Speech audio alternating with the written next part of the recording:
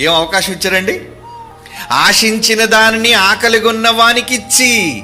ఎవరైనా అవసరతల్లో ఉన్నారు, ఇబ్బందుల్లో ఉన్నారు, అలా అవసరతలో ఉన్న వారిని, ఆకలిగొన్న వానికి, శ్రమ పడిన వానిని తృప్తిపరిచిన ఎడలా.